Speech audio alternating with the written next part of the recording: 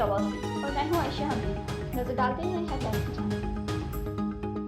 पाकिस्तान का फतह मिसाइल का कामयाब तजर्बा। फतह मिसाइल जदीद नेविगेशन सिस्टम से लेस। ISPR के मुताबिक फतह मिसाइल की रेंज 120 किलोमीटर है।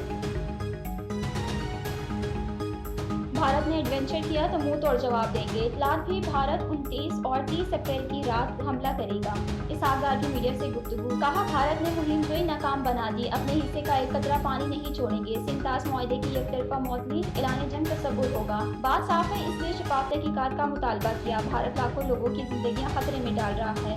इल्जाम का मकसद इंसानी हकूक की पामालियों से तवज्जो हटाना है। इसहाक डार की तमाम सियासी जमातों से मुत्तहिद होने की अपील। भारत ने दहशतगर्दों के कैंप्स का झूठा बयानिया बनाया। वजीर इत्तलात अता बारडर की मीडिया से गुफ्तगू।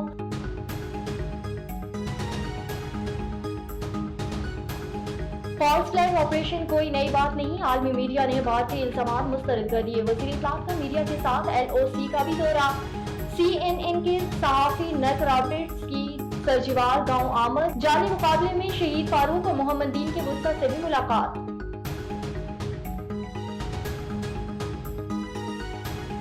भारत की आबी दहशतगर्दी, दरियाए चनाब का पानी रोक दिया। सलाल डैम के तमाम दरवाजे बंद। रईसी में दरिया खुश्क। गुज़िश्ता रोज बगलियार डैम से भी पानी का बहाव रोक दिया गया। गुंजाइश कम होने के बायस भारत ने एक गेट खोल दिया।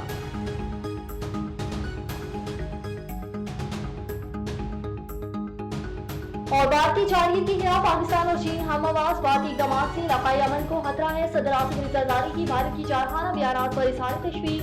चीनी सफीर का पायदार और अज़मूदा दोस्ती का भी इरादा। अमन और इस्तेहकाम के लिए पाकिस्तान की हिमायत का वादा। दोनों ममालिक आनी बरादरी हमेशा एक दूसरे का साथ दिया। जनूबी एशिया में अमन और इस्तेहकाम चाहते हैं।